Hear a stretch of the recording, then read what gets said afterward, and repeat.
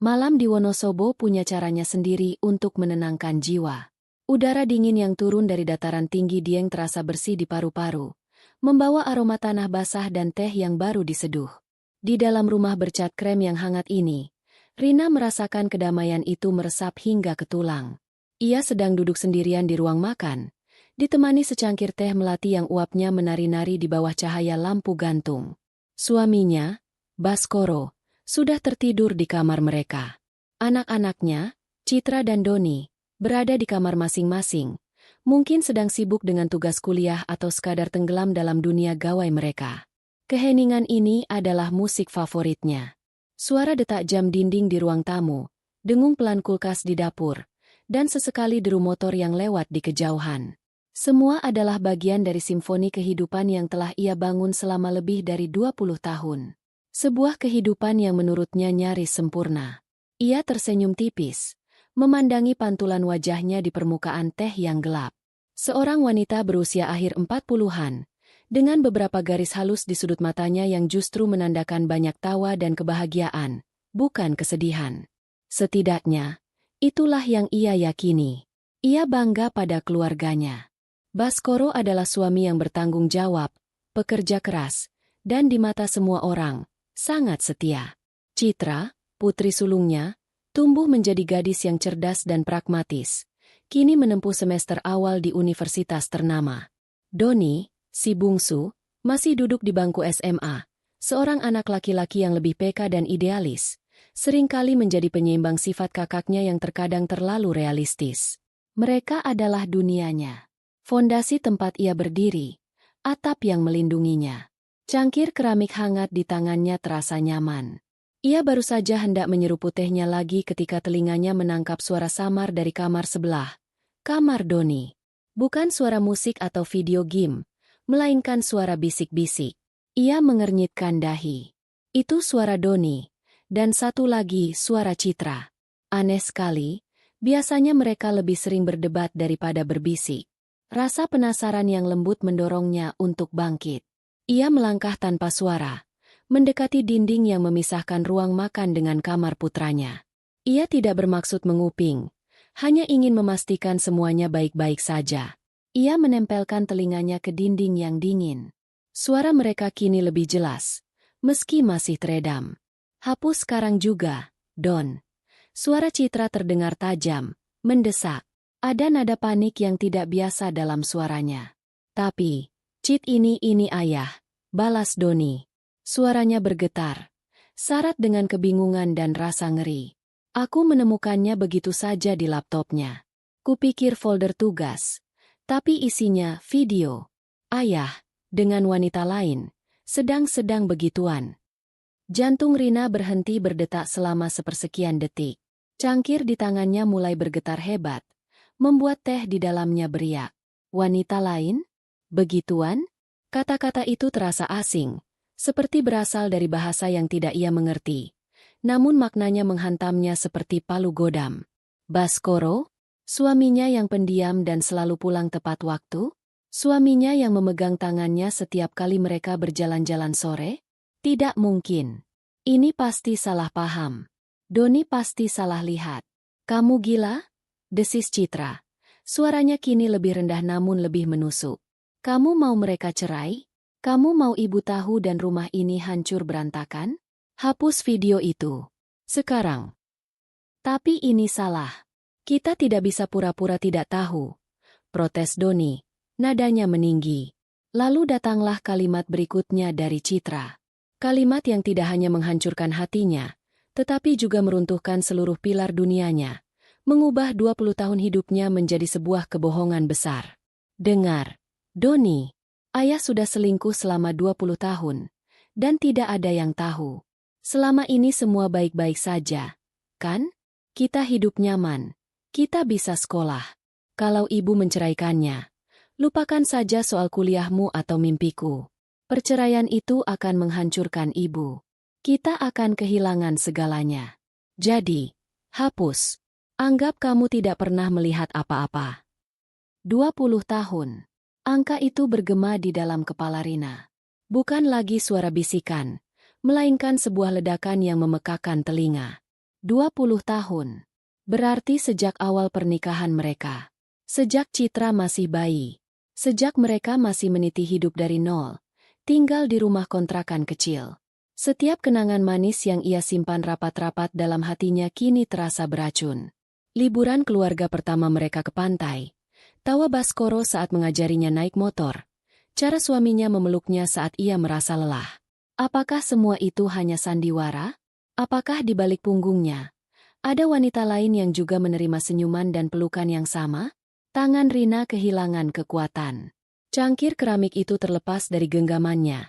Jatuh ke lantai dengan bunyi pecah yang memilukan, memecah keheningan malam. Teh melati yang hangat tumpah, menyebar di atas ubin dingin seperti noda gelap yang tak akan pernah bisa hilang. Di dalam kamar, suara bisik-bisik itu mendadak berhenti. Hening. Rina membeku di tempatnya. Ia tidak bisa bergerak. Ia hanya bisa menatap nanar pada pecahan cangkir dan genangan teh di kakinya. Dunianya, seperti cangkir itu, baru saja hancur berkeping-keping.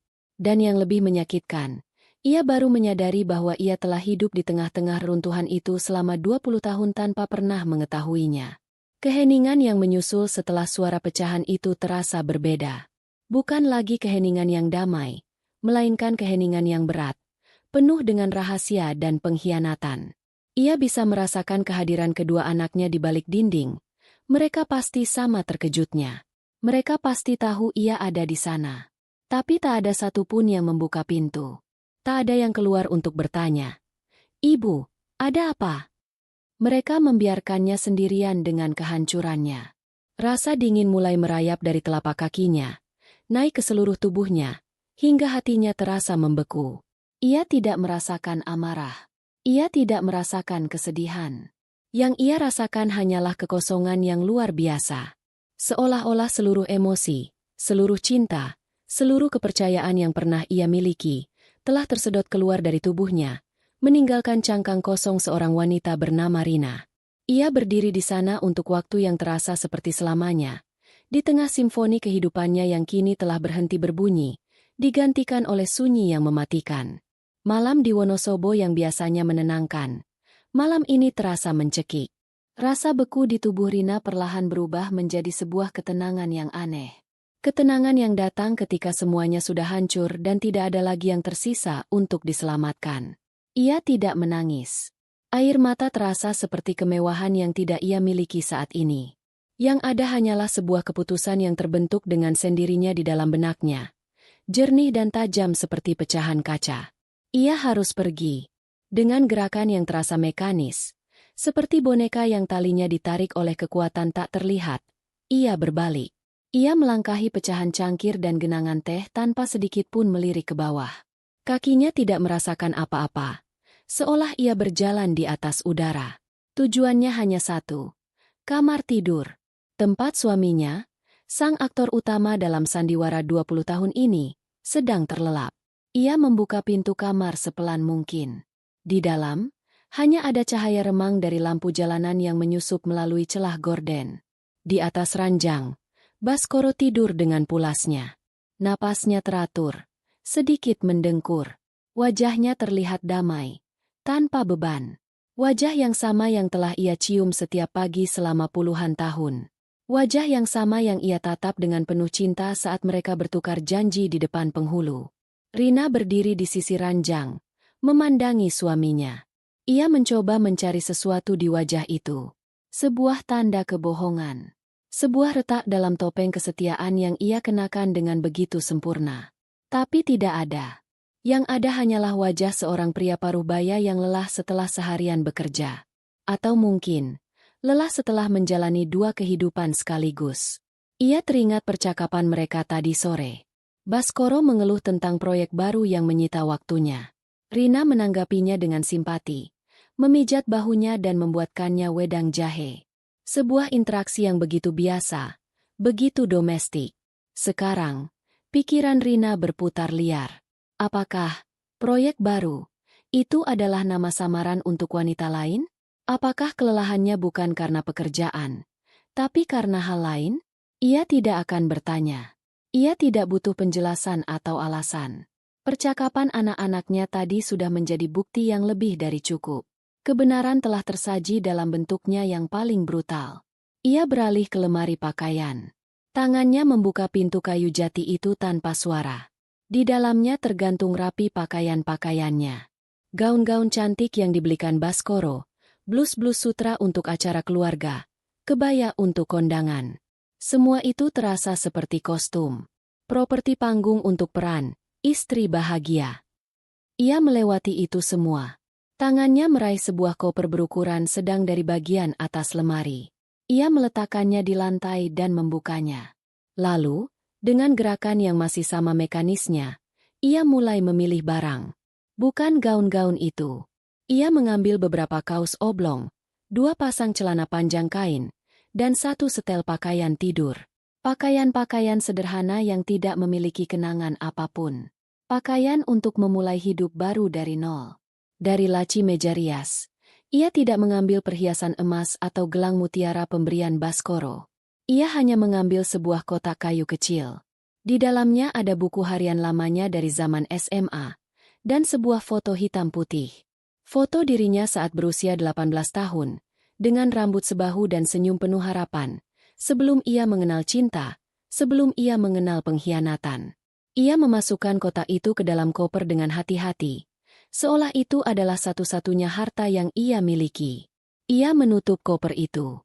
Bunyinya terdengar sangat keras di tengah keheningan kamar. Anehnya, Baskoro tidak bergerak sama sekali. Tidurnya begitu nyenyak. Tidur seorang pria yang tidak memiliki beban rasa bersalah. Atau mungkin, ia hanya terlalu pandai menyembunyikannya, bahkan dalam tidurnya. Terakhir, Rina mengambil secari kertas catatan dan sebuah pulpen dari meja kerja Baskoro. Ia ragu sejenak. Apa yang harus ia tulis? Sebuah surat panjang penuh amarah dan kekecewaan? Sebuah pertanyaan, mengapa? Semua itu tidak ada gunanya. Ia hanya butuh mereka tahu bahwa ia tahu.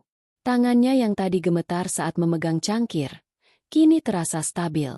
Dengan tulisan tangan yang rapi, ia menulis 3 kata singkat di atas kertas itu. Aku tahu segalanya. Ia tidak membubuhkan nama atau tanda tangan. Ia melipat kertas itu sekali dan meletakkannya di atas bantal di samping kepala Baskoro. Cukup dekat untuk menjadi hal pertama yang suaminya lihat saat bangun nanti. Dengan koper di satu tangan, ia berjalan keluar dari kamar, menutup pintunya dengan pelan. Ia melewati ruang makan, tempat pecahan cangkirnya masih berserakan. Ia tidak berhenti. Ia berjalan lurus ke pintu depan. Saat tangannya memegang gagang pintu, ia berhenti sejenak. Ia melirik ke arah lorong yang menuju kamar anak-anaknya. Pintunya tertutup rapat.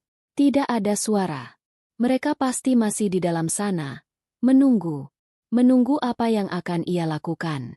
Apakah mereka berharap ia akan mendobrak pintu kamar mereka dan berteriak?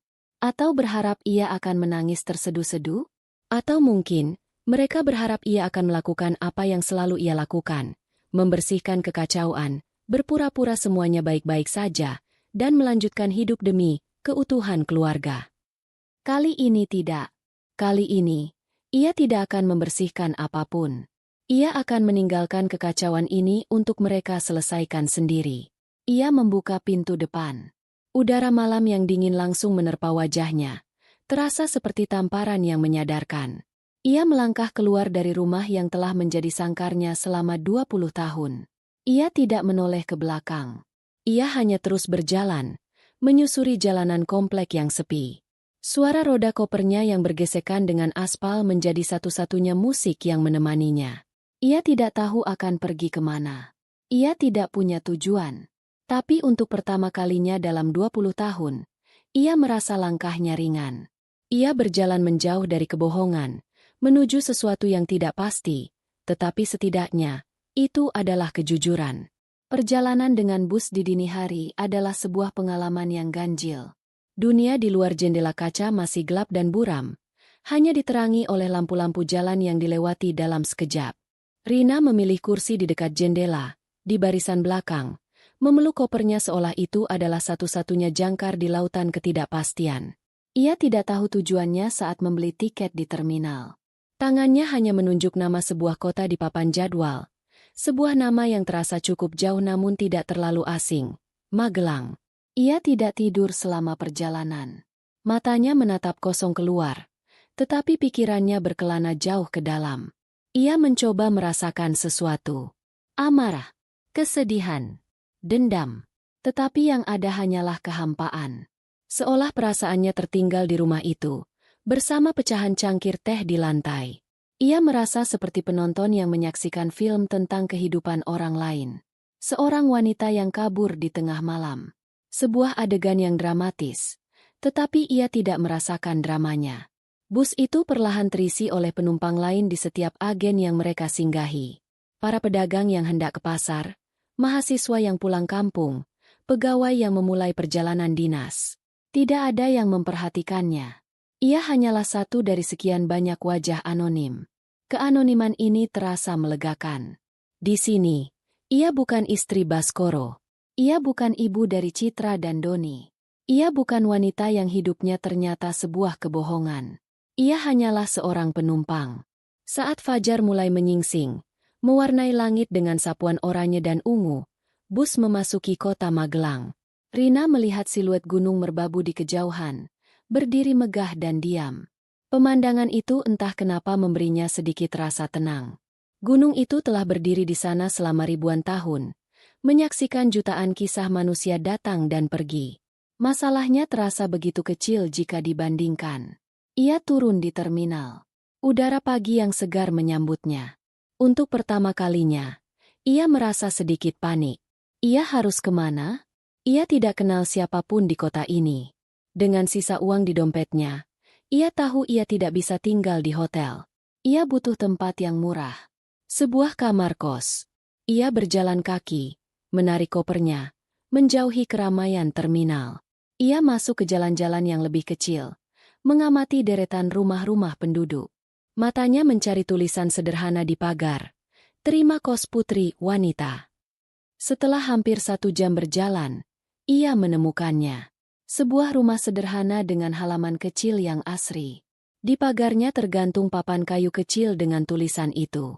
Seorang ibu parubaya dengan senyum ramah menyambutnya. Ia tidak bertanya banyak. Hanya menanyakan nama dan dari mana asalnya. Rina menjawab seperlunya. Mengatakan ia dari Wonosobo dan sedang mencari pekerjaan di kota ini. Kebohongan kecil itu meluncur dari bibirnya dengan mudah.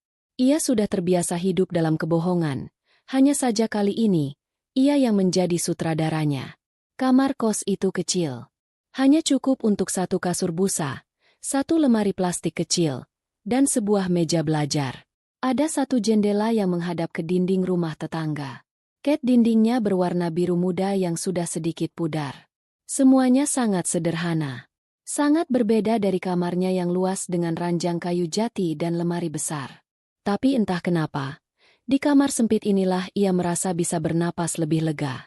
Tidak ada kenangan yang menghantuinya di sini. Tidak ada jejak Baskoro. Tempat ini adalah kanvas kosong. Hari-hari pertama adalah yang paling berat. Keheningan di kamar kos itu berbeda dengan keheningan di rumahnya. Di sini, keheningan terasa membebani, menekan. Ia menghabiskan waktu berjam-jam hanya berbaring di kasur, menatap langit-langit, membiarkan pikirannya mengembara tanpa tujuan. Kenangan-kenangan lama datang silih berganti, tetapi kini dengan warna yang berbeda. Ia teringat saat Baskoro memberinya kejutan ulang tahun pernikahan ke-15. Sebuah kalung emas dengan liontin berbentuk hati. Saat itu ia menangis haru. Sekarang ia bertanya-tanya, apakah hari itu Baskoro baru saja bertemu dengan wanita lain sebelum pulang? Ia teringat saat mereka sekeluarga berlibur ke Bali. Tawa riang anak-anak, senyum hangat Baskoro di setiap foto. Sekarang, saat melihat kembali foto-foto itu dalam benaknya, ia hanya melihat kepalsuan. Ia merasa seperti orang bodoh. Orang bodoh yang paling bahagia. Rasa hampa itu perlahan mulai terisi. Bukan dengan kebahagiaan, melainkan dengan kemarahan. Kemarahan yang dingin dan membara. Marah pada Baskoro atas pengkhianatannya. Marah pada Citra yang tega menyembunyikan rahasia sebesar itu darinya. Marah pada dirinya sendiri karena terlalu buta, terlalu percaya, terlalu nyaman dalam gelembung kebahagiaan palsunya. Untuk menyalurkan gejolak di dalam dirinya, ia mengeluarkan buku harian lamanya dari kotak kayu. Buku bersampul kain batik yang sudah usang. Ia membukanya lembar demi lembar. Tulisan tangannya yang masih kekanakan menceritakan kisah seorang gadis remaja yang lugu. Tentang cinta pertamanya yang kandas. Tentang mimpinya menjadi seorang pelukis. Tentang pertemuannya dengan seorang pemuda pendiam bernama Baskoro. Ia membaca kembali bagian saat ia pertama kali jatuh cinta pada Baskoro. Dia tidak banyak bicara, tulisnya. Tapi matanya seolah mengerti segalanya. Di dekatnya aku merasa aman. Rina tertawa getir. Aman. Kata itu kini terasa seperti sebuah lelucon pahit. Membaca buku harian itu seperti berbicara dengan dirinya yang lebih muda. Gadis penuh mimpi itu seolah bertanya padanya. Apa yang terjadi padaku? Kemana perginya semua mimpiku? Rina tidak punya jawaban. Ia telah menukar semua mimpinya demi sebuah mimpi lain, membangun keluarga yang bahagia. Dan kini, mimpi itu pun ternyata hanyalah ilusi. Uangnya mulai menipis. Ia tahu ia tidak bisa terus bersembunyi di kamar ini. Ia harus melakukan sesuatu untuk bertahan hidup. Ia harus bekerja. Pikiran untuk kembali bekerja setelah 20 tahun menjadi ibu rumah tangga terasa menakutkan. Tapi rasa takut itu lebih baik daripada rasa hampa. Ia mulai berjalan-jalan di sekitar lingkungan kosnya setiap pagi. Matanya mencari papan pengumuman atau tulisan, dicari pegawai. Kebanyakan adalah toko kelontong atau warung makan. Lalu suatu hari, ia melihat sebuah kertas tertempel di jendela sebuah kedai kopi kecil yang tidak jauh dari kosnya. Dicari barista pelayan. Tidak perlu pengalaman. Kedai itu kecil dan nyaman. Dari luar, ia bisa mencium aroma kopi yang pekat dan mendengar alunan musik instrumental yang lembut. Ada sesuatu yang menariknya masuk. Pemiliknya adalah seorang wanita berusia 50-an bernama Buati. Ia memiliki tatapan yang teduh dan senyum yang tulus. Ia tidak banyak bertanya tentang masa lalu Rina. Ia hanya melihat kedua tangan Rina dan berkata, "Tanganmu terlihat terbiasa bekerja. Kamu bisa mulai besok." Hari pertama bekerja terasa canggung. Rina belajar cara membuat espresso, meracik latte, dan menghafal nama-nama kopi yang asing di telinganya. Ia banyak melakukan kesalahan. Tangannya gemetar saat menyajikan pesanan. Tapi Buati sangat sabar. Ia mengajarinya dengan telaten. Pekerjaan itu sederhana dan melelahkan. Ia harus berdiri selama berjam-jam, membersihkan meja, mencuci cangkir. Tetapi di tengah kesibukan itu, Rina menemukan sesuatu yang telah lama hilang, sebuah tujuan, rutinitas yang baru. Saat ia fokus pada pekerjaannya, pikirannya tidak lagi melayang ke masa lalu. Aroma kopi yang memenuhi kedai seolah membersihkan udara di sekitarnya, mengusir hantu-hantu dari Wonosobo. Ia mulai berbicara dengan pelanggan. Obrolan ringan tentang cuaca, tentang pekerjaan, tentang hal-hal sepele. Untuk pertama kalinya setelah sebulan, ia tertawa. Bukan tawa terbahak-bahak, hanya sebuah senyum kecil yang tulus saat seorang pelanggan memuji kopi buatannya. Di kedai kopi kecil itu, di tengah aroma biji kopi sangrai dan uap susu panas, Rina mulai membangun kembali dunianya. Bukan lagi dunia yang megah dan penuh ilusi, melainkan dunia yang kecil, sederhana, dan yang terpenting, nyata. Ia mulai menemukan kembali dirinya, bukan sebagai istri atau ibu, tetapi sebagai Rina. Sebulan di pengasingan telah berakhir. Sebulan pertama dari sisa hidupnya yang baru telah dimulai. Pagi hari setelah Rina pergi, rumah bercat krem itu terbangun dalam kebingungan. Baskoro membuka matanya perlahan, merasakan sisi ranjang di sebelahnya kosong dan dingin. Ia mengira Rina sudah bangun lebih dulu untuk menyiapkan sarapan, seperti biasanya. Ia meregangkan tubuh. Tangannya tanpa sengaja menyentuh secari kertas di atas bantal. Ia mengambil kertas itu, matanya yang masih setengah terpejam mencoba fokus pada tulisan tangan yang sangat ia kenal. "Aku tahu segalanya." 3 kata itu menusuk kesadarannya seperti jarum es. Baskoro langsung terduduk. Jantungnya berdebar kencang. Tahu apa? Tahu segalanya tentang apa? Pikirannya langsung tertuju pada satu hal. Satu-satunya rahasia besar yang ia simpan. Tapi bagaimana mungkin? Siapa yang memberitahunya? Ia melompat dari ranjang, memanggil nama Rina. Tidak ada jawaban.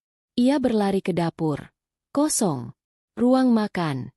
Kosong. Yang ada hanya pecahan cangkir dan noda teh yang sudah mengering di lantai. Pemandangan itu membuat perutnya mual. Sesuatu yang buruk telah terjadi di sini tadi malam. Ia memeriksa lemari pakaian. Beberapa baju harian Rina hilang. Satu koper juga tidak ada di tempatnya. Panik mulai menjalari seluruh tubuhnya. Ia meraih ponselnya, mencoba menghubungi nomor Rina berulang kali. Panggilannya masuk, tapi tidak diangkat. Ia mengirim rentetan pesan singkat. Rina, kamu di mana? Sayang, tolong angkat teleponnya. Apa maksud tulisanmu? Kita perlu bicara. Tidak ada satupun yang terbalas. Dengan napas terengah-engah, ia keluar dari kamar dan menggedor pintu kamar Citra. Citra, Doni, bangun. Keluar sekarang. Citra dan Doni keluar dari kamar masing-masing dengan wajah pias. Mereka berdua tidak tidur semalaman. Suara pecahan cangkir tadi malam membuat mereka tahu bahwa ibu mereka telah mendengar semuanya. Mereka hanya bisa meringkuk di kamar, terlalu takut untuk menghadapi konsekuensinya. Di mana ibumu?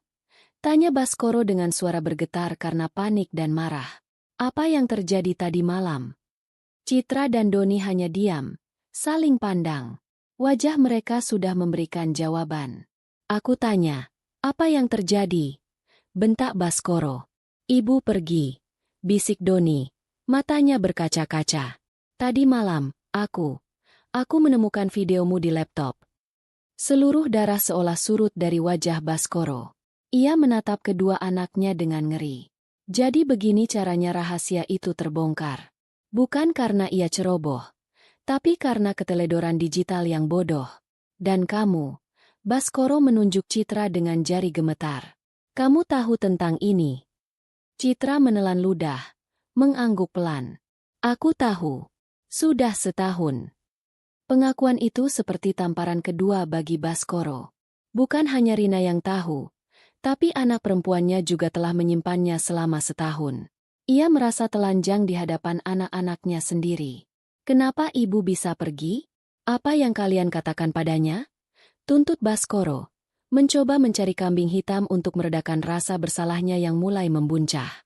Bukan kami, sergah Doni. Rasa bersalahnya kini bercampur dengan kemarahan pada ayahnya. Ibu pergi karena ayah. Karena video itu. Karena ayah sudah menghancurkan kepercayaannya. Aku mencoba memperbaikinya, sahut Citra. Suaranya meninggi, mencoba membela tindakannya yang kini terasa begitu bodoh. Aku mencoba menjaga keluarga ini tetap utuh.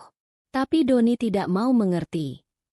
Menjaga tetap utuh dengan berbohong, balas Doni sinis. Lihat hasilnya sekarang. Ibu pergi. Ini semua salahmu juga. Cit, kamu bilang ayah sudah selingkuh 20 tahun. Kamu membuat semuanya terdengar 100 kali lebih buruk. Pertengkaran itu meledak di ruang keluarga. Ruang yang biasanya penuh canda tawa kini menjadi arena saling tuduh. Baskoro berdiri di tengah-tengah mereka. Pusing. Ia tidak bisa menyalahkan siapapun selain dirinya sendiri. Tapi melihat kedua anaknya saling serang karena kesalahannya adalah sebuah siksaan yang baru. Hari-hari berikutnya adalah neraka. Rumah itu terasa hampa dan dingin tanpa kehadiran Rina. Tidak ada lagi aroma masakan yang menyambut mereka saat pulang. Tidak ada lagi pakaian bersih yang terlipat rapi di lemari. Tidak ada lagi suara lembut yang menanyakan bagaimana hari mereka. Rina bukan hanya seorang istri dan ibu. Ia adalah napas dari rumah itu. Dan kini, napas itu telah pergi, membuat mereka semua sesak. Baskoro menghabiskan waktunya dengan panik. Ia menelepon semua kerabat Rina. Orang tuanya, kakak adiknya, sepupu-sepupunya. Jawabannya selalu sama. Mereka tidak tahu.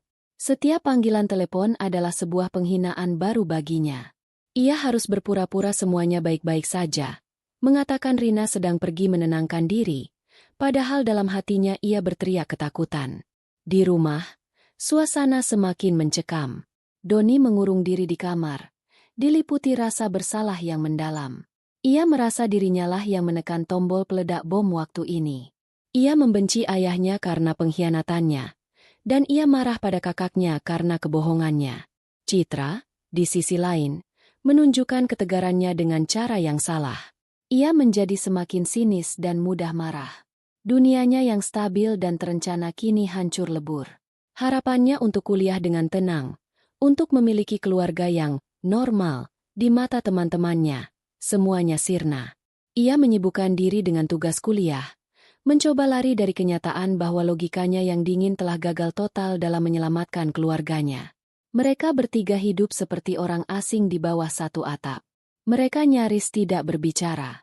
Makan malam yang dulu menjadi momen kebersamaan, kini dilewati dalam keheningan yang menyiksa di meja makan.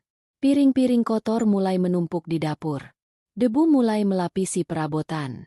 Rumah yang dulu terawat dengan penuh cinta, kini mencerminkan kondisi hati penghuninya.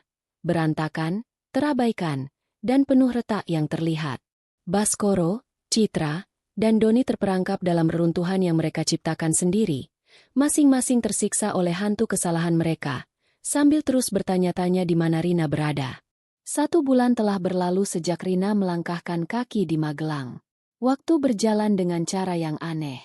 Hari-hari terasa panjang, diisi dengan rutinitas baru yang monoton namun menenangkan. Tetapi saat ia menoleh ke belakang, minggu-minggu itu terasa berlalu dalam sekejap. Kamar kosnya yang sempit tidak lagi terasa asing. Kini, tempat itu adalah benteng pertahanannya. Sebuah ruang aman di mana ia bisa menjadi dirinya sendiri tanpa topeng apapun. Pekerjaannya di kedai kopi, pagi, milik Buati telah menjadi sauhnya. Setiap pagi, ia bangun sebelum matahari terbit, berjalan kaki di udara yang masih sejuk, dan menjadi orang pertama yang tiba di kedai.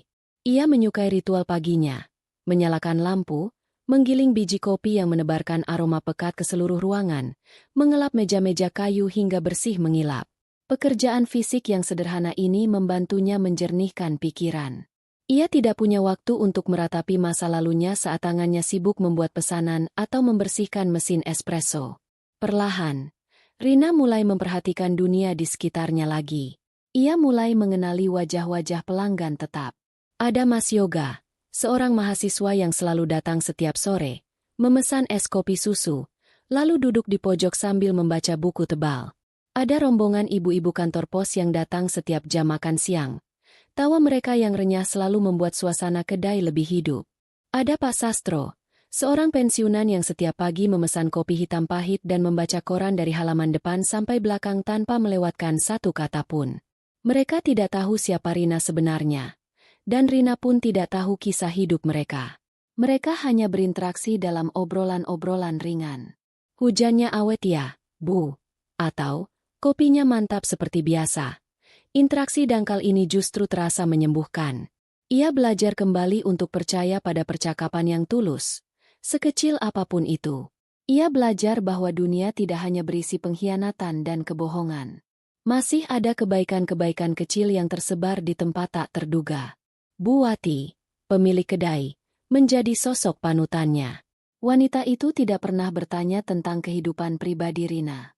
Ia seolah mengerti bahwa Rina datang ke kedainya bukan hanya untuk mencari uang, tetapi juga untuk mencari perlindungan. Buati hanya memberinya pekerjaan, kepercayaan, dan sesekali, semangkuk sup hangat saat melihat Rina tampak sangat lelah. Dalam diamnya, Buati memberinya pelajaran berharga tentang ketangguhan. Suatu sore, saat sedang istirahat, Rina berjalan-jalan tanpa tujuan. Langkahnya membawanya ke depan sebuah toko kecil yang menjual alat-alat tulis dan lukis. Ia berhenti di depan etalase kaca. Matanya terpaku pada deretan buku sketsa dan pensil arang.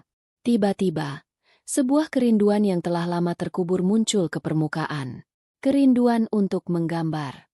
Ia teringat pada gadis berusia 18 tahun di dalam buku hariannya. Gadis yang bermimpi menjadi pelukis.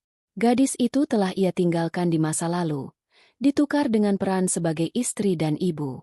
Dengan sedikit ragu, ia masuk ke dalam toko. Ia membeli sebuah buku sketsa paling murah dan sebatang pensil 2B. Rasanya aneh memegang benda-benda itu lagi setelah 20 tahun. Malam itu, di kamar kosnya, ia membuka halaman pertama buku sketsa itu. Kertas putih kosong itu terasa mengintimidasi. Ia tidak tahu harus menggambar apa. Tangannya terasa kaku. Selama beberapa saat, ia hanya duduk diam. Lalu, ia mulai menggambar objek yang paling dekat dengannya, cangkir tehnya. Goresan pertamanya terasa canggung dan tidak pasti. Tapi perlahan, tangannya mulai mengingat. Ia mulai fokus pada bentuk, bayangan, dan cahaya. Ia menggambar selama berjam-jam, lupa waktu. Saat ia selesai, hasilnya memang tidak sempurna, tapi itu adalah miliknya. Sebuah karya kecil yang lahir dari tangannya sendiri, bukan dari pengabdiannya pada orang lain.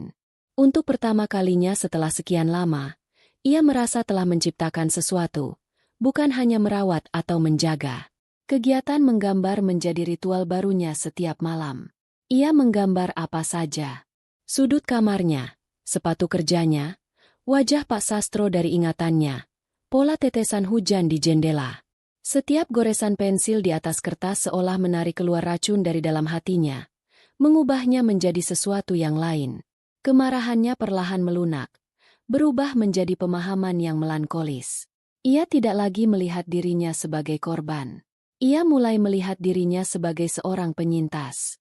Tepat 1 bulan setelah kepergiannya, saat ia sedang membersihkan meja di kedai, ponsel lamanya yang ia simpan di dalam tas bergetar hebat.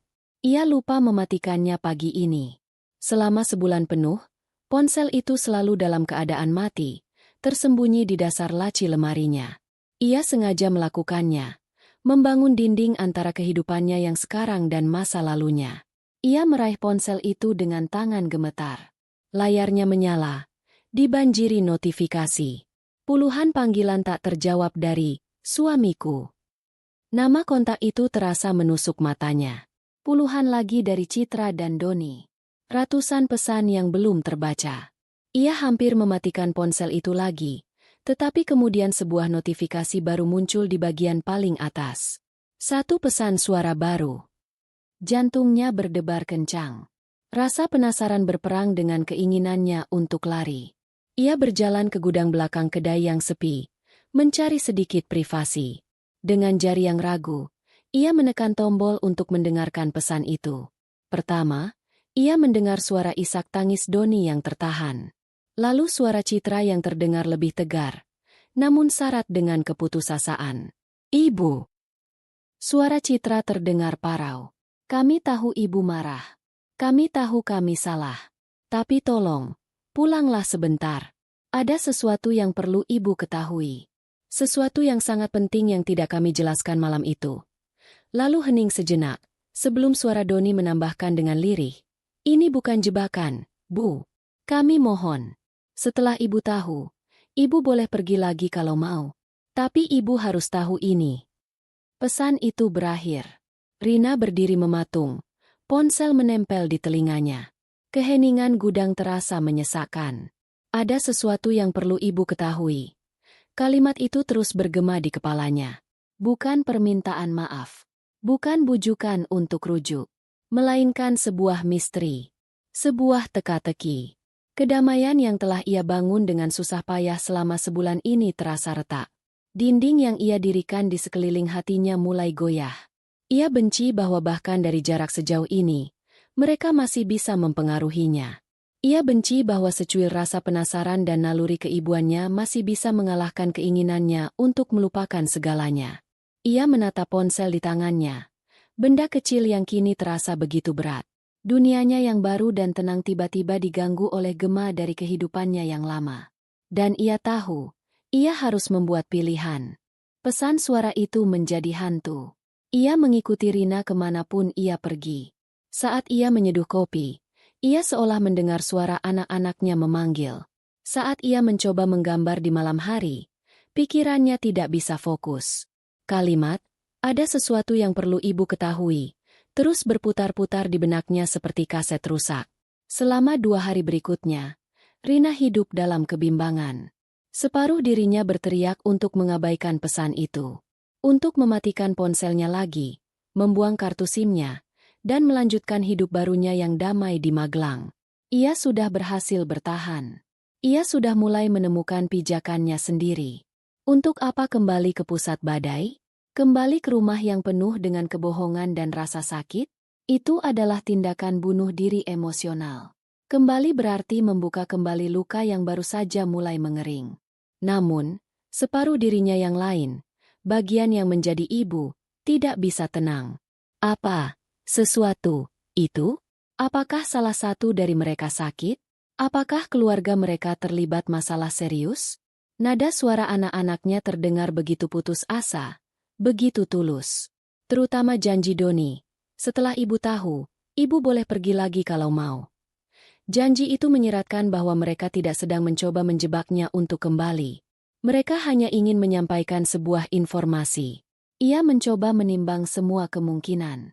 Mungkinkah ini hanya akal-akalan Baskoro yang menggunakan anak-anak untuk memancingnya pulang? Mungkin saja. Tapi suara Doni yang bergetar karena tangis terasa begitu nyata. Doni adalah anaknya yang paling jujur, yang paling tidak bisa berbohong. Ia tidak mungkin terlibat dalam sebuah sandiwara. Malam kedua, ia tidak bisa tidur sama sekali. Ia hanya duduk di tepi kasurnya, memandangi cahaya lampu jalan yang masuk melalui jendela. Ia merasa seperti berada di persimpangan jalan. Jalan pertama adalah jalan yang aman, jalan yang lurus menuju masa depan yang ia bangun sendiri. Jalan kedua adalah jalan yang gelap dan berbahaya. Jalan yang membawanya kembali ke masa lalu yang ingin ia kubur. Tapi ia sadar, mungkin ada serpihan kebenaran yang terkubur di jalan gelap itu. Serpihan yang ia butuhkan untuk bisa benar-benar bebas dan melangkah maju tanpa menoleh ke belakang lagi. Keesokan paginya di kedai, Buati menyadari perubahan pada diri Rina. "Kamu kelihatan lelah sekali, Rin," katanya sambil meletakkan secangkir teh hangat di depan Rina. "Ada masalah?" Rina ragu sejenak. Selama ini ia tidak pernah menceritakan masalahnya pada siapapun. Tapi tatapan tulus Buati membuatnya luluh. Ia tidak menceritakan semuanya, hanya bagian intinya. "Ada urusan keluarga yang belum selesai di Wonosobo, Bu. Saya bingung harus kembali atau tidak." Buati mengangguk pelan, seolah mengerti lebih dari yang Rina katakan. "Terkadang," ujar Buati dengan lembut, "kita harus kembali ke tempat yang paling menyakitkan untuk mengambil kembali bagian dari diri kita yang tertinggal di sana. Setelah itu, kita baru bisa benar-benar pergi." Kata-kata sederhana itu terasa menohok Rina. Bagian dari dirinya yang tertinggal. Ya, mungkin itulah yang ia rasakan. Ia pergi dengan membawa kehancuran, tetapi ia meninggalkan pertanyaan-pertanyaan yang belum terjawab. Dan pertanyaan-pertanyaan itu telah menjadi beban tak kasat mata yang terus ia bawa. Saat itu juga, ia membuat keputusan. Ia akan kembali. Bukan sebagai istri yang kalah. Bukan sebagai ibu yang luluh. Ia akan kembali sebagai seorang wanita yang menuntut jawaban. Ia akan kembali untuk mengambil bagian terakhir dari kebenaran, seburuk apapun itu. Setelah itu, ia akan memutuskan langkah selanjutnya. Kekuatan dari keputusan itu memberinya energi. Ia memberanikan diri meminta izin pada Buati untuk tidak masuk kerja selama beberapa hari. Buati hanya tersenyum dan berkata, "Selesaikan urusanmu. Pekerjaan ini akan menunggumu di sini." Sore itu, ia berkemas. Ia hanya memasukkan beberapa helai pakaian ke dalam tas ransel kecil. Koper yang ia bawa dari Wonosobo ia tinggalkan di kamar kos. Itu adalah simbol. Ia tidak berniat untuk tinggal lama. Ini bukan perjalanan pulang. Ini adalah sebuah misi. Perjalanan dengan bus kembali ke Wonosobo terasa sangat berbeda dari perjalanan sebulan yang lalu. Jika dulu ia duduk dengan perasaan hampa dan tatapan kosong, kini ia duduk tegak dengan pikiran yang tajam. Ia tidak lagi melarikan diri dari sesuatu. Ia sedang menuju sesuatu. Ia memperhatikan pemandangan di luar jendela dengan kesadaran penuh.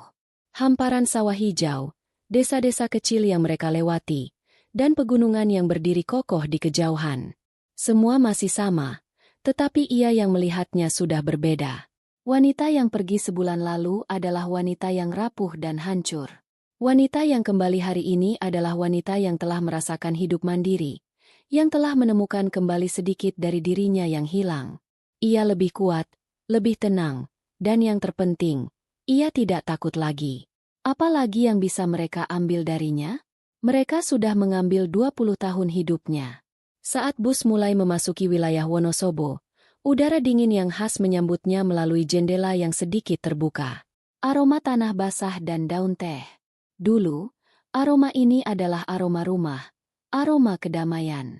Sekarang, aroma ini terasa seperti pengantar menuju medan perang. Jantungnya mulai berdebar sedikit lebih cepat, bukan karena takut, melainkan karena antisipasi. Ia turun di terminal yang sama tempat ia memulai pelariannya. Ia tidak naik angkutan umum atau ojek. Ia memilih untuk berjalan kaki. Ia butuh waktu untuk mempersiapkan mentalnya. Setiap langkah yang membawanya lebih dekat ke rumahnya terasa semakin berat. Ia melewati jalan-jalan yang familiar, toko-toko tempat ia biasa berbelanja, taman kecil tempat ia sering mengajak anak-anaknya bermain dulu. Semua terasa seperti adegan dari film tentang kehidupan orang lain. Akhirnya, ia tiba di ujung jalan komplek perumahannya.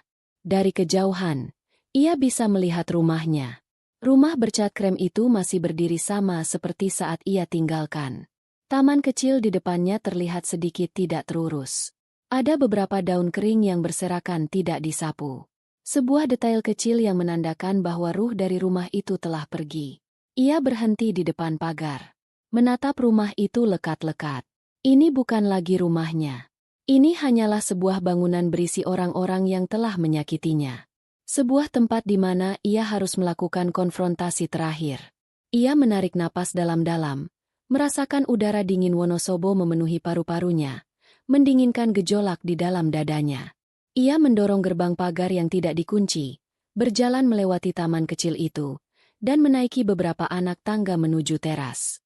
Ia berdiri di depan pintu kayu jati yang kokoh. Pintu yang sama yang telah ia buka dan tutup ribuan kali. Ia tidak menggunakan kunci yang masih ia simpan di dalam tas. Ia tidak mau masuk seolah ia masih menjadi bagian dari tempat ini. Dengan tangan yang mantap, ia mengangkat kepalan tangannya dan mengetuk pintu itu 3 kali. Suaranya terdengar keras dan tegas di sore yang sunyi. Sebuah panggilan untuk memulai babak terakhir dari ceritanya. Ketukan tangan Rina di pintu kayu itu terdengar seperti 3 letusan senapan di tengah keheningan sore. Ia menunggu, punggungnya lurus, dagunya terangkat. Ia bukan lagi seorang istri yang pulang ke rumah, melainkan seorang tamu tak diundang di negerinya sendiri. Ia bisa mendengar suara langkah kaki yang tergesa-gesa dari dalam, lalu suara kunci yang diputar dengan gugup. Pintu itu terbuka. Doni berdiri di ambang pintu. Matanya melebar karena terkejut. "Ibu!" bisiknya, seolah tidak percaya dengan apa yang ia lihat. Ada kelegaan di matanya, tetapi juga rasa bersalah yang begitu dalam hingga membuat bahunya terkulai. Ia tampak lebih kurus, dan ada lingkaran hitam di bawah matanya. Rina hanya menatapnya. Tatapan yang tenang, dingin, dan tidak menawarkan pengampunan. Ia tidak tersenyum. Ia tidak mengatakan apa-apa. Keheningannya membuat Doni semakin gelisah. "Ibu, masuklah," kata Doni akhirnya, menyingkir dari pintu untuk memberinya jalan. Rina melangkah melewati ambang pintu, dan seketika itu juga aroma rumahnya menyergapnya. Tapi aroma itu berbeda. Bukan lagi aroma masakannya atau wangi pelembut pakaian yang biasa ia gunakan. Kini, rumah itu berbau pengap, sedikit apek, seperti ruangan yang sudah lama tidak dibuka jendelanya. Aroma kesedihan. Matanya menyapu sekeliling. Ruang tamu yang dulu selalu rapi kini berantakan. Ada beberapa cangkir kopi bekas di meja, sebuah jaket tersampir di sandaran sofa, dan lapisan debu tipis terlihat di atas permukaan perabotan kayu. Rumah itu telah kehilangan sentuhan hangatnya. Rumah itu telah kehilangan jiwanya. "Citra! Ayah! Ibu pulang!" teriak Doni ke arah dalam rumah. Suaranya pecah di akhir kalimat. Tak lama kemudian, Citra muncul dari arah dapur. Ia mengenakan kaos kebesaran dan rambutnya diikat asal-asalan. Saat melihat Rina, ia berhenti mendadak. Wajahnya yang biasanya penuh percaya diri kini terlihat rapuh. Ia mencoba memasang ekspresi tegar, tetapi bibirnya yang sedikit bergetar mengkhianatinya. Terakhir, Baskoro keluar dari kamar tidur mereka. Pria itu tampak seperti versi usang dari suaminya. Rambutnya lebih berantakan dari biasanya. Wajahnya tidak tercukur rapi, dan kemeja yang ia kenakan tampak kusut. Saat matanya bertemu dengan mata Rina, ia langsung menunduk, seolah tidak sanggup menahan tatapan istrinya. Suasana di ruangan itu terasa begitu berat hingga seolah bisa diiris dengan pisau. Mereka berempat berdiri dalam formasi yang canggung, dipisahkan oleh jurang kebohongan dan rasa sakit. Tidak ada pelukan, tidak ada tangis, hanya keheningan yang memekakan. Rina adalah yang pertama bergerak. Tanpa sepatah kata pun, ia berjalan menuju ruang makan dan menarik sebuah kursi. Ia duduk di sana, di ujung meja yang biasanya menjadi tempat duduk Baskoro, menempatkan dirinya di posisi kepala keluarga. Ia meletakkan tas ranselnya di lantai di sebelahnya. Gerakannya penuh ketenangan dan tujuan. Mereka bertiga seolah mengerti isyarat itu. Satu persatu, mereka mengikuti Rina dan duduk di kursi mereka masing-masing di sekeliling meja makan. Meja tempat mereka berbagi ribuan kali makan bersama, tempat mereka merayakan ulang tahun dan berbagi cerita, kini telah berubah menjadi meja interogasi. Rina menunggu hingga mereka semua duduk. Ia menatap wajah mereka satu persatu. Wajah putranya yang penuh penyesalan. Wajah putrinya yang penuh pertahanan diri yang rapuh. Dan wajah suaminya yang penuh rasa malu. Aku kembali karena pesan suara kalian. Rina memulai. Suaranya terdengar rata, tanpa emosi, yang justru membuatnya terdengar lebih mengintimidasi. Kalian bilang ada sesuatu yang perlu aku ketahui. Tapi sebelum itu, ia mengalihkan pandangannya tepat ke arah Baskoro, memaksanya untuk mengangkat kepala dan menatapnya. Aku ingin mendengar semuanya dari mulutmu. Baskoro tersentak. Ia menelan ludah dengan susah payah. Rina, aku. Ia memulai. Suaranya serak. Aku minta maaf. Aku tidak tahu harus mulai dari mana. Mulai saja dari awal, kata Rina dingin. Anggap saja aku orang asing yang ingin mendengar sebuah cerita. Cerita tentang bagaimana seorang suami bisa mengkhianati istrinya selama bertahun-tahun. Kata-kata itu menghantam Baskoro. Ia meremas-remas tangannya di bawah meja. Ini tidak seperti yang kamu pikirkan, Rin. Tidak selama itu. Aku tidak bertanya berapa lama, potong Rina tajam. Aku menyuruhmu bercerita. Dipaksa ke sudut, Baskoro akhirnya mulai berbicara. Pengakuannya keluar dalam bentuk kalimat-kalimat yang patah, tidak teratur. Ia berbicara tentang tekanan pekerjaan, tentang perasaan hampa saat memasuki usia parubaya, tentang merasa tidak lagi dihargai. Semua terdengar seperti alasan-alasan klise yang pernah Rina dengar di sinetron televisi. Aku merasa kesepian, Rin, katanya dengan suara lirih. Kamu sibuk dengan anak-anak, dengan rumah. Kita seperti hanya teman serumah. Rina mendengarkan tanpa ekspresi. Kesepian? Ia ingin tertawa. Ia ingin berteriak. Jadi, saat ia begadang semalaman merawat anak-anak yang sakit, saat ia memastikan setiap sudut rumah bersih, saat ia memikirkan menu makanan setiap hari agar semua orang senang, saat ia mengorbankan mimpinya sendiri demi keluarga, pria ini merasa kesepian? Aku tidak pernah berniat untuk sejauh ini, lanjut Baskoro. Kini air mata mulai menggenang di matanya. Itu hanya terjadi begitu saja. Aku hilaf. Aku melakukan kesalahan terbesar dalam hidupku. Ia terus berbicara, merangkai kata-kata penyesalan dan permohonan. Ia menceritakan betapa kacaunya hidupnya sejak Rina pergi. Betapa ia merindukannya. Betapa ia sadar bahwa Rina adalah satu-satunya wanita dalam hidupnya. Selama Baskoro berbicara, Rina hanya diam. Keheningannya adalah sebuah tembok yang tidak bisa ditembus oleh permohonan maaf suaminya. Ia membiarkannya mengeluarkan semua alasannya, semua pembenarannya. Saat Baskoro akhirnya berhenti, kelelahan, dan menatapnya dengan penuh harap, Rina akhirnya angkat bicara. Jadi, katanya pelan, setiap kata diucapkan dengan penekanan yang menusuk. Selama 20 tahun aku menemanimu, mendukungmu dari nol saat kamu belum punya apa-apa, membesarkan anak-anakmu, dan mendedikasikan seluruh hidupku untuk rumah ini. Semua itu tidak cukup untuk membuatmu tidak merasa kesepian. Pertanyaan itu telak. Tidak ada jawaban untuk itu. Baskoro hanya bisa menunduk lagi. Bahunya berguncang karena isak tangis yang tertahan. Alasanmu itu sampah, Bas. lanjut Rina, untuk pertama kalinya menyebut nama suaminya tanpa embel-embel, Mas. Itu adalah alasan seorang pengecut yang tidak bisa bertanggung jawab atas perbuatannya. Kamu tidak kesepian. Kamu hanya serakah.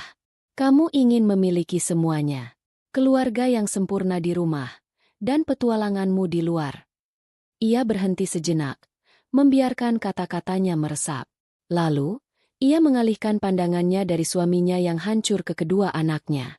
Pengakuannya sudah kudengar, katanya dengan nada yang sama dinginnya. Sekarang giliran kalian. Doni. Matanya tertuju pada Citra. Apa yang begitu penting sampai aku harus kembali ke neraka ini untuk mendengarnya? Pertanyaan Rina menggantung di udara, tajam dan berat. Semua mata kini tertuju pada Citra.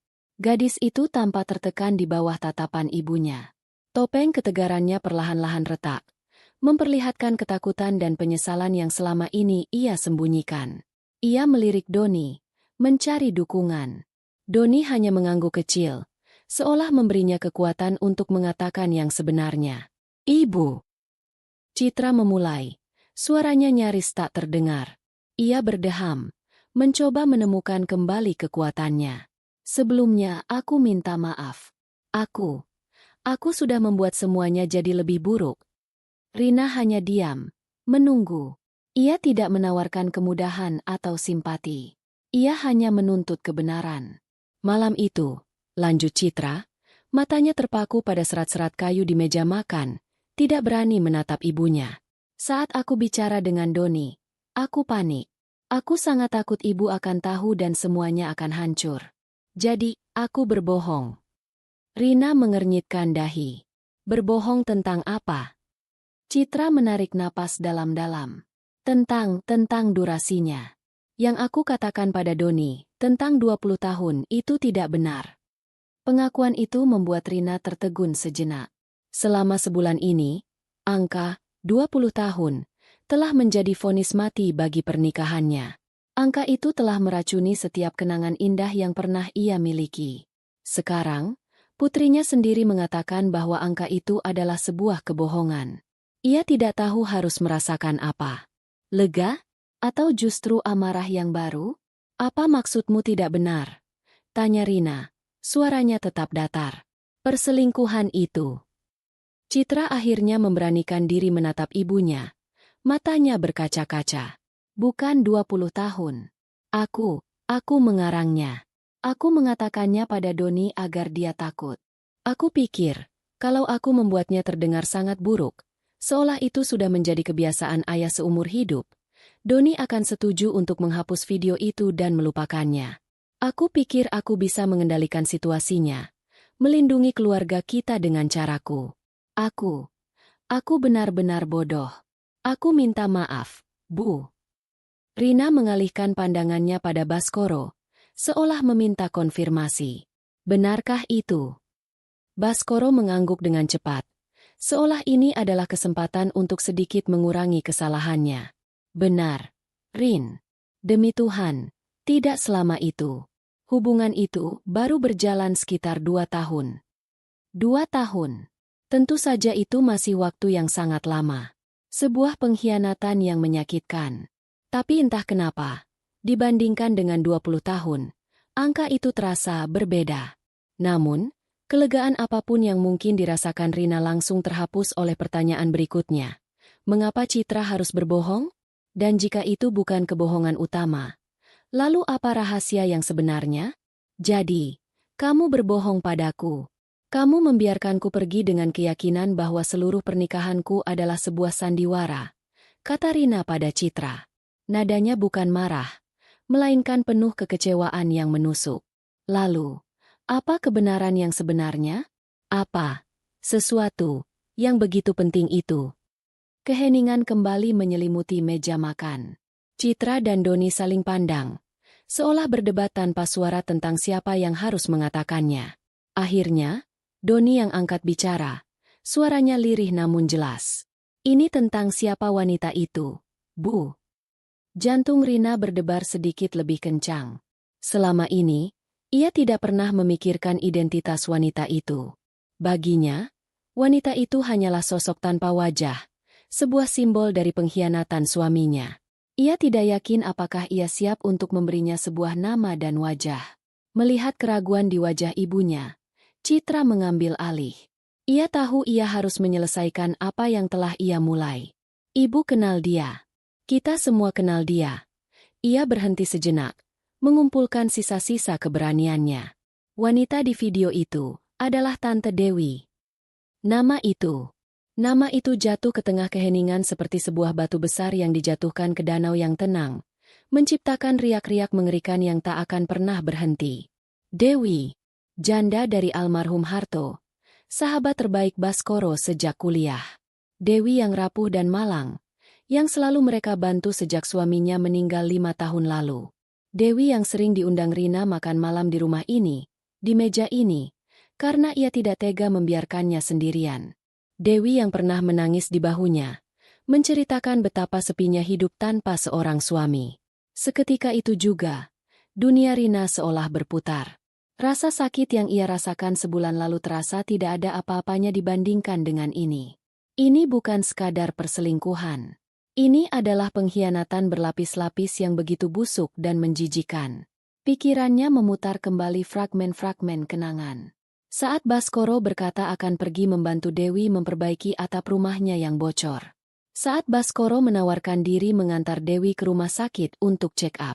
Saat mereka bertiga duduk bersama, dan Rina dengan polosnya berkata pada Dewi, "Jangan sungkan ya, Wai. Anggap saja kami ini keluargamu sendiri. Mas Bas kan sudah seperti kakaknya almarhum Harto." Rasa mual naik ke tenggorokannya. Jadi, di balik semua uluran tangan dan pertolongan itu, ada agenda lain yang tersembunyi. Di balik tatapan iba dan simpatinya, mereka berdua menertawakannya. Ia merasa seperti badut paling bodoh di dunia. Bagaimana? Hanya satu kata itu yang berhasil keluar dari bibir Rina yang bergetar. Baskoro, yang sejak tadi hanya diam, mencoba menjelaskan dengan suara yang putus asa. "Rin, aku bisa jelaskan. Awalnya tidak seperti itu.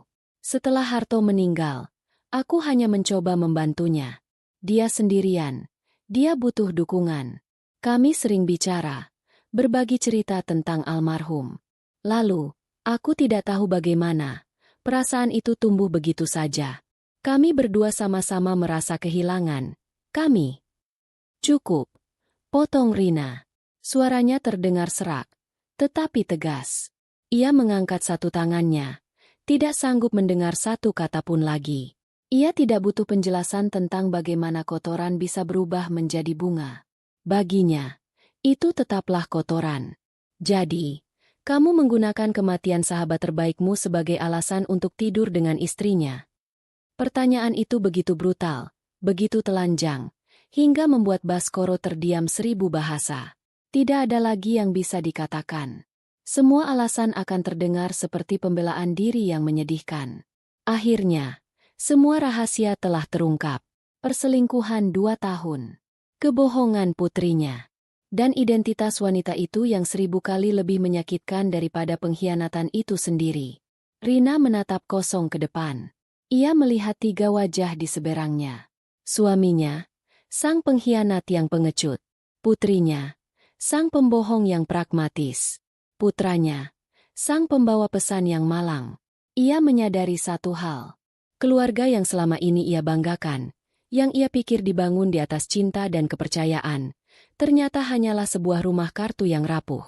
Sebuah bangunan yang didirikan di atas rahasia, kompromi yang salah, dan kebohongan-kebohongan kecil yang menumpuk menjadi sebuah bencana. Dan ia, dengan bodohnya, adalah satu-satunya penghuni yang tidak menyadari bahwa rumah itu bisa runtuh kapan saja. Keheningan yang menyelimuti mereka setelah pengungkapan itu bukanlah keheningan yang kosong, melainkan keheningan yang berisi. Berisi kebenaran yang pahit dan reruntuhan dari apa yang pernah mereka sebut sebagai keluarga. Kebenaran, dalam bentuknya yang paling utuh dan paling buruk, kini terhampar di atas meja makan seperti bangkai busuk. Tidak ada lagi sudut gelap untuk bersembunyi.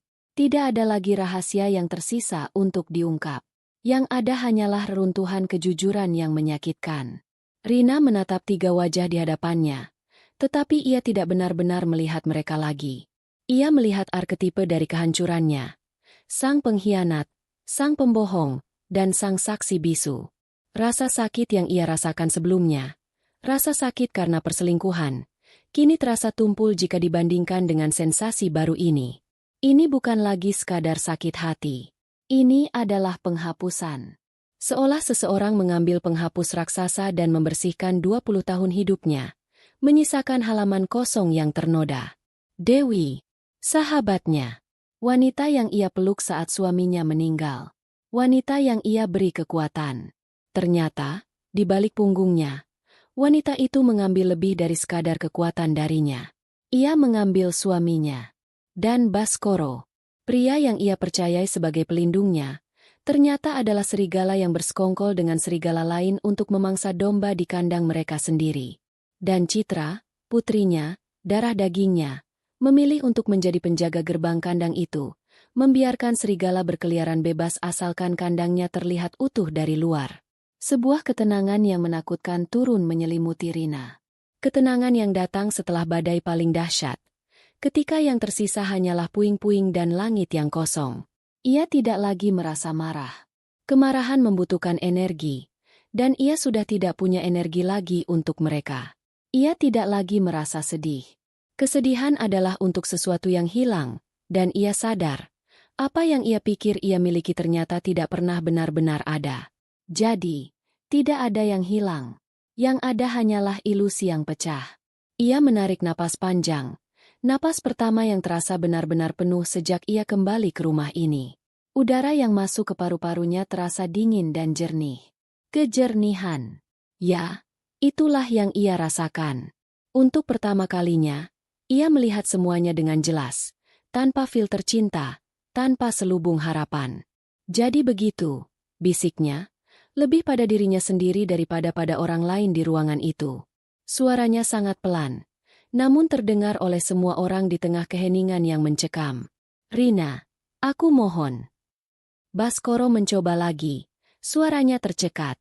Beri aku satu kesempatan lagi. Aku akan memperbaiki semuanya.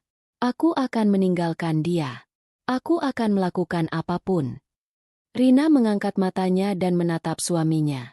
Untuk pertama kalinya, ia melihat Baskoro bukan sebagai suaminya, bukan sebagai ayah dari anak-anaknya, tetapi hanya sebagai seorang pria. Seorang pria yang lemah, yang rapuh, dan yang menyedihkan. Tidak ada lagi cinta di matanya. Tidak ada lagi benci.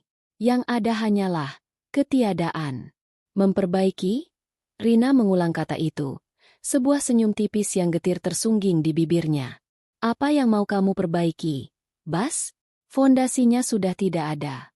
Kamu mau membangun istana di atas lumpur isap?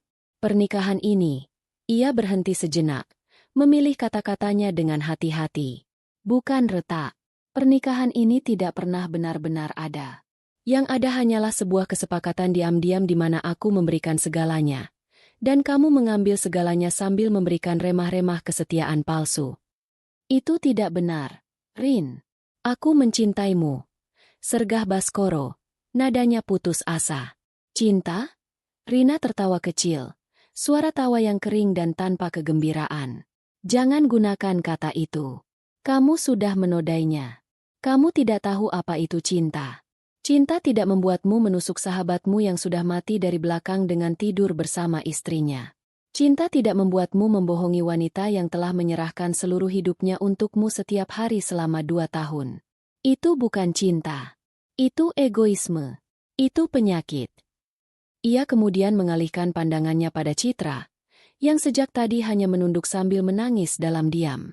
Dan kamu, Citra, kata Rina. Suaranya melunak sedikit.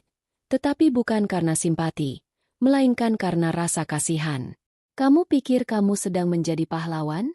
Kamu pikir dengan menyembunyikan kebusukan ini, kamu sedang melindungi ibu? Kamu tidak melindungi ibu. Kamu melindungi kenyamananmu sendiri. Kamu melindungi uang kuliahmu, status sosialmu, dan ilusi keluarga sempurnamu. Kamu menjadi kaki tangan ayahmu dalam pengkhianatan ini.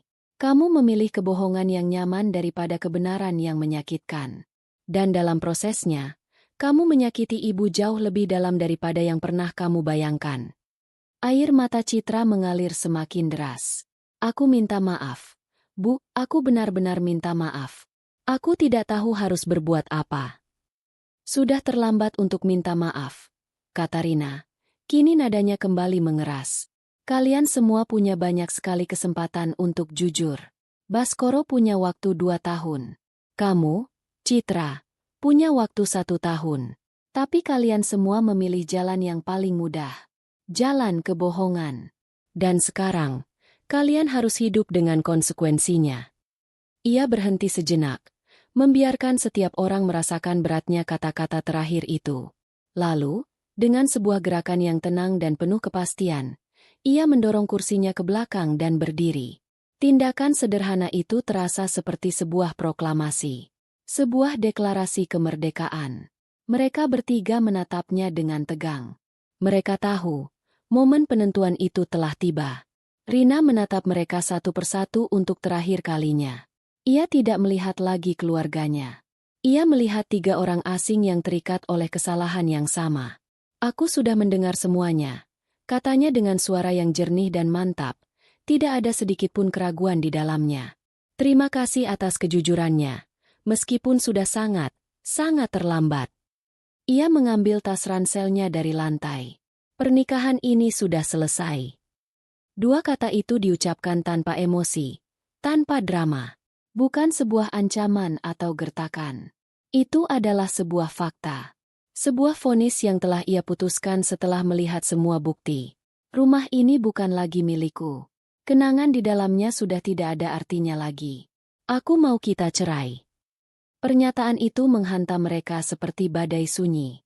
Doni tersentak. Isak tangisnya yang tertahan akhirnya pecah. Citra mengangkat kepalanya. Matanya membelalak ngeri. Seolah mimpi terburuknya baru saja menjadi kenyataan. Dan Baskoro, pria itu seolah membatu di kursinya. Wajahnya pucat pasi. Seluruh harapan yang tersisa di matanya padam dalam sekejap. Menyisakan kekosongan yang gelap. Tidak, Rina. Jangan. Bisik Baskoro, mengulurkan tangannya. Seolah mencoba menggapai sesuatu yang sudah berada di luar jangkauannya. Rina tidak menghiraukannya. Ia berbalik dan berjalan menuju pintu depan. Langkahnya mantap dan tidak tergesa-gesa. Setiap langkah terasa seperti memutus satu persatu benang tak kasat mata yang telah mengikatnya di tempat ini selama 20 tahun.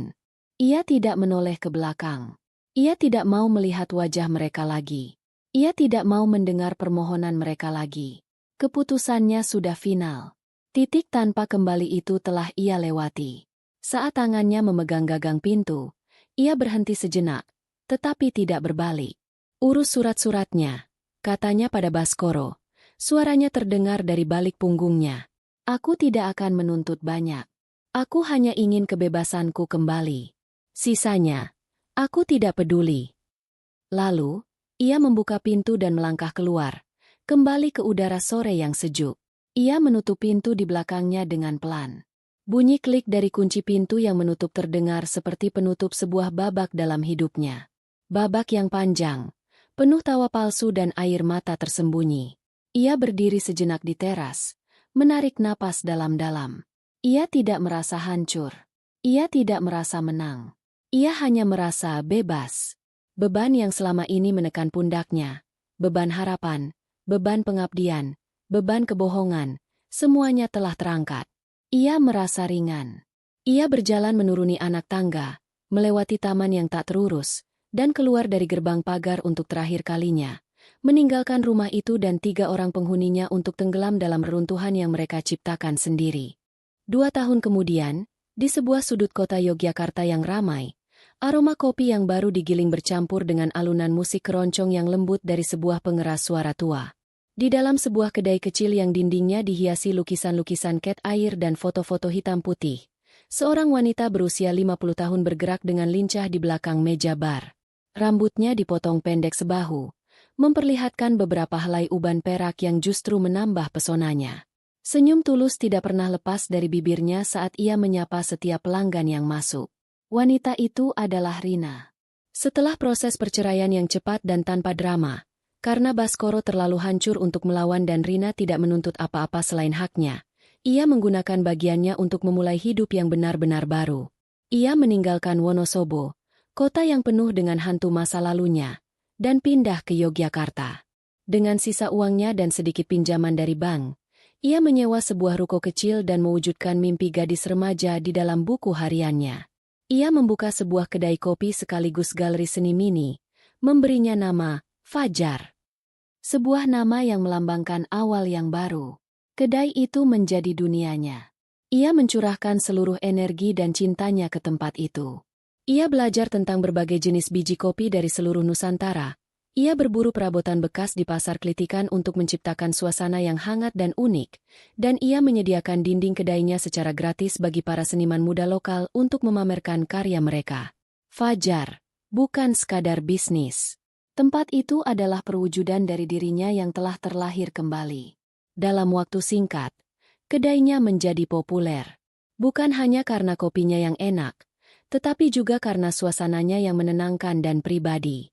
Orang-orang datang bukan hanya untuk minum kopi, tetapi juga untuk membaca, bekerja, atau sekadar berbincang dengan pemiliknya yang ramah. Rina menemukan kebahagiaan dalam hal-hal kecil, melihat wajah puas pelanggan setelah menyeruput latte buatannya, mendengar tawa para mahasiswa yang sedang berdiskusi di pojok ruangan, atau sekadar duduk sendirian di kedainya setelah tutup sambil menikmati secangkir teh dan menggambar di buku sketsanya. Ia menemukan kembali dirinya yang telah hilang selama lebih dari 20 tahun. Ia mulai melukis lagi. Karya-karya cat airnya yang sederhana tentang kehidupan sehari-hari kini ikut menghiasi dinding kedainya. Ia dikelilingi oleh teman-teman baru, para seniman, musisi, dan pelanggan setia yang kini sudah seperti keluarga. Ia hidup sederhana, tetapi hatinya penuh. Ia benar-benar bahagia. Kebahagiaan yang solid, yang ia bangun sendiri dari nol, bukan kebahagiaan rapuh yang bergantung pada orang lain. Hubungannya dengan anak-anaknya pun perlahan membaik, meski dengan fondasi yang sama sekali baru. Doni, yang kini kuliah di Yogyakarta, menjadi pengunjung tetap di Fajar. Rasa bersalahnya telah berubah menjadi kekaguman pada kekuatan ibunya. Mereka bisa duduk berjam-jam sambil mengobrol tentang apa saja, membangun kembali ikatan mereka di atas dasar kejujuran. Dengan Citra, prosesnya lebih lambat. Putrinya itu butuh waktu lebih lama untuk memaafkan dirinya sendiri. Tapi setahun setelah perceraian, Citra datang ke kedai, menangis, dan memeluk ibunya dengan erat, meminta maaf dengan tulus tanpa membela diri. Rina memaafkannya. Ia tahu putrinya telah belajar pelajaran yang sangat pahit. Hubungan mereka mungkin tidak akan pernah sehangat dulu, tetapi kini hubungan itu nyata. Sementara itu, di Wonosobo, takdir yang sangat berbeda menimpa Baskoro. Kehancuran hidupnya berjalan cepat dan brutal. Berita perceraian mereka, yang ditambah dengan desas-desus tentang perselingkuhannya dengan janda sahabatnya sendiri, menyebar seperti api di kota kecil itu. Reputasinya sebagai pria baik-baik dan suami setia hancur dalam sekejap. Dampaknya terasa di semua lini kehidupannya. Di lingkungan sosial, orang-orang mulai menjauhinya. Tatapan sinis dan bisik-bisik di belakang punggungnya menjadi makanan sehari-hari. Secara profesional, bisnis konsultannya yang sangat bergantung pada kepercayaan dan jaringan pertemanan, mulai goyah. Klien-klien lama memutus kontrak, dan tidak ada klien baru yang datang. Dalam waktu 1,5 tahun, usahanya bangkrut total. Secara pribadi, hidupnya lebih berantakan lagi. Hubungannya dengan Dewi tidak bertahan lama. Tanpa status sosial dan kestabilan finansial Baskoro, dan di tengah cemoohan masyarakat, hubungan yang dibangun di atas fondasi yang rapuh itu akhirnya runtuh. Dewi pun akhirnya pindah dari kota itu, meninggalkan Baskoro sendirian untuk menghadapi akibat dari perbuatan mereka. Baskoro kini tinggal seorang diri di rumah besar bercat krem itu. Rumah yang dulu menjadi simbol kesuksesannya, kini terasa seperti penjara yang dingin dan kosong. Ia menjual sebagian besar perabotannya untuk bertahan hidup. Ia jarang keluar rumah, menghabiskan hari-harinya dalam penyesalan yang tak berujung. Ia menjadi pria yang pemurung, tidak terurus, dan telah kehilangan semua semangat hidupnya. Anak-anaknya masih sesekali menelepon atau mengunjunginya saat liburan, tetapi itu lebih terasa seperti sebuah kewajiban daripada kasih sayang. Mereka tidak bisa lagi menatap ayah mereka dengan cara yang sama. Cerita ini berakhir dengan dua adegan yang kontras, dipisahkan oleh jarak dan takdir. Adegan pertama adalah di Yogyakarta. Sore itu, kedai Fajar ramai seperti biasa. Rina sedang berdiri di belakang meja bar, tertawa lepas bersama Doni dan beberapa teman mahasiswanya. Cahaya senja keemasan masuk melalui jendela kaca, menyinari wajahnya yang tampak damai dan bercahaya. Ia mengangkat cangkir tehnya, bersulang untuk lelucon yang baru saja ia dengar. Ia utuh. Ia bebas. Ia bahagia. Adegan terakhir beralih ke sebuah rumah yang sunyi di Wonosobo. Baskoro duduk sendirian di ruang tamu yang remang-remang dan setengah kosong. Di tangannya, ia memegang sebuah album foto keluarga dari masa lalu, dari masa ketika semuanya masih terasa sempurna. Jarinya mengelus sebuah foto Rina yang sedang tersenyum. Matanya menatap foto itu dengan tatapan kosong, tatapan seorang pria yang memiliki segalanya, namun kehilangan semuanya karena satu kesalahan fatal yang tidak akan pernah bisa ia perbaiki. Ia sepenuhnya sendirian, terperangkap dalam reruntuhan hidup yang ia bangun dan ia hancurkan sendiri.